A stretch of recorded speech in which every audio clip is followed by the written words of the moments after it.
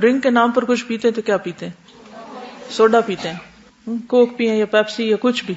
اصل بات یہ ہے کہ ہمیں نہ تو گھریلو کوئی نسخے آتے ہیں، نہ ہم اس کی تکلیف کرتے ہیں، اور اب تو اتنا آرٹیفیشل دور آ گیا کہ ہر چیز پروسیسڈ اور ریڈی میڈ، آٹومیٹک.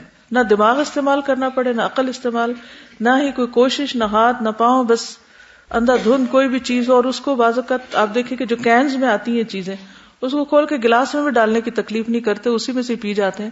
حالانکہ کسی ایسی چیز سے پینا کہ جو نظر نہ آئے وہ بھی منع ہے، کیونکہ آپ کو نہیں پتا آپ کیا پی رہے ہیں. مگر آپ دیکھیں چھوٹے ہوں، بڑے ہوں، بچے ہوں، بوڑھے ہوں، سب کینز کے اندر ہی جوس اور کوک وغیرہ پی لیتے ہیں اور کچھ پتہ نہیں ہوتا کہ کیا پی گئے. تو اس کا ہمیں آلٹرنیٹ سوچنا چاہیے. جو ہمارے دیسی گھریلو ڈرنکس ہیں وہ بھی بہت اچھے ہیں. مثلا ایک وقت تھا کہ لوگ کانجی بناتے تھے، کبھی بنائی آپ لوگوں نے؟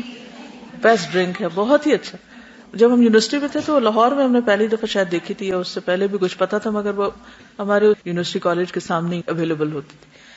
تو پھر وہ تو کبھی کبھی پینے کا موقع ملتا ہے. یہ بازار کے جو گلاس وغیرہ ان کو بھی ذرا وہم آتا ہے کہ پتہ نہیں کیا کیا اس میں ہوگا صفائی کے اعتبار سے. تو ہم نے خود بنانی شروع کر دی.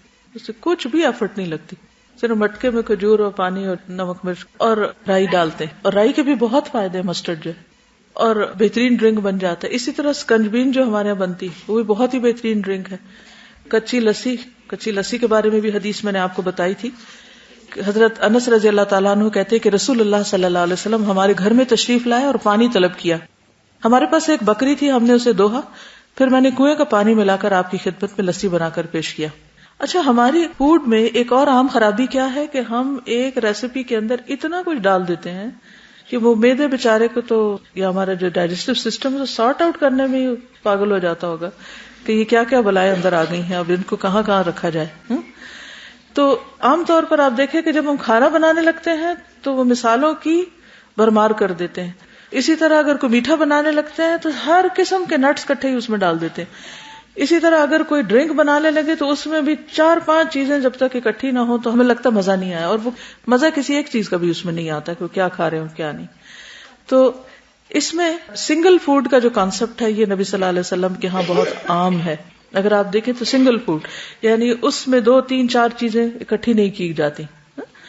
اگر آپ کو کوئی بھی ڈائجسٹو پرابلم ہے تو آپ اپنی فوڈ کو تھوڑا سا اسی پیٹرن پر لے آئیں تو آپ دیکھیں گے کہ معدے کے بوجھ اور جلن اور اس کے بہت سے مسائل حل ہو جائیں گے، جن کو عام طور پر ہم ڈائجسٹو ٹیبلٹس لے کے حل کرتے رہتے ہیں، جو کہ اور زیادہ مرض کو ایک طرح سے انکریز کرتے رہتے ہیں، بڑھاتے رہتے ہیں. نبی صلی اللہ علیہ وسلم صبح شام نبیز پیا کرتے تھے. اور نبیز آپ کو معلوم ہے نا، پانی میں کھجور بھگو دینا اور اس پانی کو پینا. اس میں کھجور بھی یا تو آپ شیک کر لیں یا ویسے ہی اس کو گھول لیں.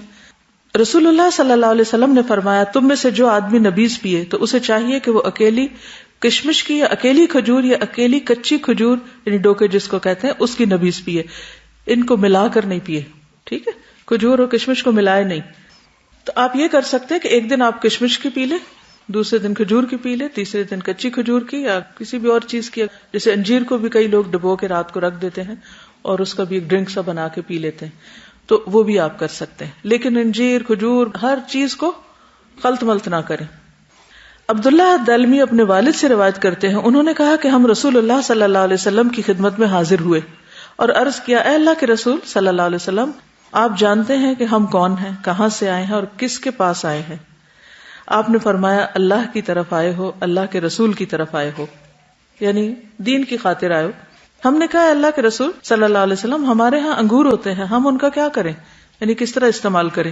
آپ نے فرمایا، انہیں خشک کر کے ڈرائی کر کے زبیب یعنی کشمش یا منقع بنا لیا کرو. جو بڑا انگور ہوتا ہے اس کا منقع بنتا ہے، جو چھوٹا ہوتا ہے اس کی کشمش بنتی. ہم نے عرض کیا، ہم زبیب کشمش کا کیا کریں، یعنی اسے سکھا کے پھر اس کے واٹ نیکسٹ. اب اس سے بھی آپ دیکھیں کہ مختلف لوگ کس قسم کے سوال بعض اوقات کرتے ہیں. آپ نے فرمایا، صبح کے وقت بھگو دیا کرو اور رات کو پی لیا کرو. صبح کے وقت بھگو دیا کرو، رات کو پی لیا کرو، اور رات کو بھگو کر رکھا کرو اور صبح کو پی لیا کرو. اور نبیز مشکیزوں میں بنایا کرو، مٹکوں میں نہیں، یعنی مٹی کے برتن میں نہیں بناؤ بلکہ جو لٹکنے والا مشکیزہ اس کے اندر بناؤ. اسے نچوڑنے میں جب تاخیر ہو جاتی ہے تو یہ سرکہ بن جاتا ہے، یعنی پھر وہ اس میں سکر پیدا ہو جاتا ہے، یعنی اور چیزیں بن جاتی ہیں، پھر وہ اس طرح پینے کے لائق نہیں رہتا. ہمارے ہاں میرا نہیں خیال کہ ایسے کسی ڈرنک کا کوئی رواج ہو. اچھا، ایسے ڈرنک کا فائدہ کیا ہوتا ہے؟ آپ کو انرجی بھی ملتی ہے اور پیاس بھی بجھتی ہے اور بھوک بھی کم لگتی ہے. پھر کھانا اور پینا دونوں کٹھے ساتھ ہی ہو جاتے ہیں. ٹرائی کر کے دیکھیں اس کو. پھر مہمانوں کو نبیذ پلانا. بکر بن عبداللہ سے روایت ہے کہ ایک شخص نے سیدنا ابن عباس رضی اللہ عنہما سے کہا، میں دیکھتا ہوں کہ تمہارے چچا زاد تو دودھ اور شہد پلایا کرتے تھے اور تم لوگ نبیذ پلاتے ہو. کیا تمہیں غربت لاحق ہے؟ تم غریب لوگ ہو کہ تم نبیذ پلاتے ہو، دودھ شہد نہیں پلاتے، یا کنجوس ہو گئے ہو؟ تو ابن عباس نے جواب دیا، اللہ کا شکر ہے، نہ ہم محتاج ہیں نہ بخیل، یعنی نہ غریب ہے نہ کنجوس. دراصل جب نبی صلی اللہ علیہ وسلم اپنی سواری پر تشریف لائے تھے اور ان کے پیچھے اسامہ بیٹھے ہوئے تھے تو آپ نے پینے کو کچھ طلب کیا تو ہم نے انہیں ایک برتن میں نبیذ پیش کی تھی. آپ نے اس میں سے پی اور جو باقی بچی وہ اسامہ نے پی لی. پھر آپ صلی اللہ علیہ وسلم نے فرمایا، تم نے بہت خوب کیا، بہت اچھا کیا، سو ایسے ہی کیا کرو. چنانچہ رسول اللہ صلی اللہ علیہ وسلم نے جو فرما دیا ہے اس کو ہم بدلنا نہیں چاہتے. یہ لوگ تھے نا جو نبی صلی اللہ علیہ وسلم سے محبت کرتے تھے. ہم جب پڑھتے ہیں تھوڑا رو دھو بھی لیتے ہیں کہ آپ سے محبت ہے، آپ کا ذکر آئے، درود شریف بھی پڑھ لیتے ہیں، بعضوں کو انگوٹھے وغیرہ بھی چوم لیتے ہیں، آنکھوں کو بھی ہاتھ لگا لیتے ہیں، اپنے ہی ہاتھ اپنے اوپر.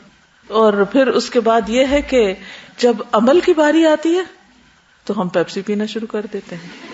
رو دھو کے بعد میں پیپسی پیئیں گے. اس کی کیا وجہ؟ ایک تو ہے کہ پتہ ہی نہیں ہے. نبیذ کے بارے میں کتنے لوگوں نے ان کلاسز میں جانا ہے؟ میجورٹی نے یہی جانا ہے نا. ہم نے پڑھا تو ہمیں پتہ چلا ہے. پہلی بات ہے علم نہیں ہے. دوسری بات ہے کہ علم ہے تو بنانے کی تکلیف نہیں کرتے. سستی، لاپرواہی، نیگلیجنس، کہ لیک آف موٹیویشن. کیوں کرے؟ یہ ہمارا تو رواج نہیں تو عربوں کا تھا. لیکن اصل بات یہ دیکھنی کہ صحابہ کرام ان چیزوں کو بھی سنت سمجھ کے کیا کرتے تھے اور اس کی اتنی پابندی کرتے تھے کہ کوئی اگر انہیں کوئی باتیں بھی بنا دے، غریب ہو گئے ہو، کنجوس ہو گئے ہو، تو بھی وہ اس کی پرواہ نہیں کرتے تھے. ایک چیز کو خوشی کے ساتھ، سنت کے ساتھ، پوری کنوکشن کے ساتھ کر رہے ہوتے تھے. تو اس لیے ایسا نہیں کہ دودھ ہنی میں کوئی مشکل ہے یا وہ نہیں پلانی چاہیے، وہ بھی بہت بہترین غذائیں ہیں، دونوں ہی بہترین غذائیں. لیکن یہ کہ گرمی کے موسم میں کسی کو دودھ شہد تو نہیں پلائیں گے آپ، ٹھنڈا ڈرنک نبیذ پلائیں گے، اور اگر سردی ہے تو اس کا کچھ اور نعم البدل کر لیں گے. پھر کھانے کے بعد نبیذ پینا، کلو واشربو، کھانا اور پینا. تو بہت سے لوگ اس سے منع کرتے کہ کھانے کے بعد کچھ نہ پیئیں. سہل بن سعد فرماتے ہیں کہ ابو اسید ساعدی نے اپنی شادی میں رسول اللہ صلی اللہ علیہ وسلم کو بلایا، یعنی شادی کی دعوت میں بلایا. ابو اسید کی بیوی ہی اس دن خدمت کر رہی تھی اور دلہن بھی تھی. ٹھیک ہے، اور یہاں تو دلہن کو بیکار کر کے بٹھا دیتے ہیں، ہلنا نہیں یہاں سے، اور بعد میں خوب خبر لیتے ہیں. سہل کہنے لگے کہ تم جانتے ہو کہ اس نے رسول اللہ صلی اللہ علیہ وسلم کو کیا پلایا تھا؟ رات کو اس نے ایک بڑے پیالے میں کچھ کھجوریں بھگو دی تھی. جب آپ صلی اللہ علیہ وسلم کھانے سے فارغ ہوئے تو اس نے وہی بھگوئی ہوئی کھجوریں آپ کو پلا دی، یعنی انہی کا ڈرنک پلا دیا آپ کو. ٹھیک ہے، تو اس سے کیا پتہ چلتا ہے کہ کھانے کے بعد جیسے میٹھا ہے تو خواہ اسے لکوڈ کی شکل میں لیں یا آپ اس کو سالڈ، دونوں صورتوں میں خالی کھجور بھی کھا سکتے ہیں اور اس کا نبیذ بھی پی سکتے ہیں. پھر ہے ستو. یہ بھی گرمیوں میں عام طور پہ پیے جاتے ہیں. نبی صلی اللہ علیہ وسلم روزہ افطار کرنے کے لیے اکثر جو کے ستو کا مشروب نوش فرماتے. سفر اور جنگ کے دوران بھی تھکن، مشقت اور کمزوری دور کرنے کے لیے ستو کا استعمال کثرت سے ہوتا تھا. عبداللہ بن ابی اوفا کہتے ہیں کہ ہم رسول اللہ صلی اللہ علیہ وسلم کے ساتھ سفر میں تھے اور آپ روزے سے تھے. جب سورج غروب ہو گیا تو آپ نے ایک صحابی سے فرمایا، اے فلاں اٹھو اور ہمارے لیے ستو گھولو. یعنی اسی وقت فریش بنائے جاتے ہیں، صبح سے بنا کے نبیذ کی طرح نہیں رکھے جاتے. سوید بن نعمان رضی اللہ عنہ سے مروی ہے کہ فتح خیبر والے سال وہ رسول اللہ صلی اللہ علیہ وسلم کے ساتھ صحبا کی طرف پہنچے جو خیبر کے قریب ایک جگہ ہے. آپ صلی اللہ علیہ وسلم نے عصر کی نماز پڑھی، پھر کھانے کا سامان منگوایا تو سوائے ستو کے اور کچھ نہیں لایا گیا. پھر آپ نے حکم دیا تو وہ بھگو دیے گئے. پھر رسول اللہ صلی اللہ علیہ وسلم نے کھایا اور ہم نے بھی کھایا. یعنی پی بھی سکتے ہیں اس کا پانی اور اس میں کم پانی ڈال کے اس کو کھا بھی سکتے ہیں، یعنی وہ بھی ایک کھانا ہو جاتا ہے. انس بن مالک کہتے ہیں کہ نبی صلی اللہ علیہ وسلم نے صفیہ رضی اللہ عنہا کے نکاح میں ستو اور کھجور سے ولیمہ کیا تھا. یعنی آپ اس کو بھگو کے اوپر میٹھے کے طور پر کھجور وغیرہ بھی ڈال سکتے. اب دیکھیں کہ جو وائٹ شوگر ہے یہ بھی بہت نقصان دہ ہے صحت کے لیے. اس میں بھی بہت سی ایسی چیزیں ہیں جو اوور آل ہیلتھ کے لیے ڈیمیجنگ ہیں. ویسٹ میں تو اس کے خلاف اتنا کچھ لکھا پڑھا جاتا ہے اور اس کو وائٹ پوائزن کہتے ہیں. لیکن ہمارے ہاں عموماً ہیلتھ کے بارے میں اتنی انفارمیشن نہیں ہے، اتنا شعور نہیں ہے، اتنی اویئرنیس نہیں ہے.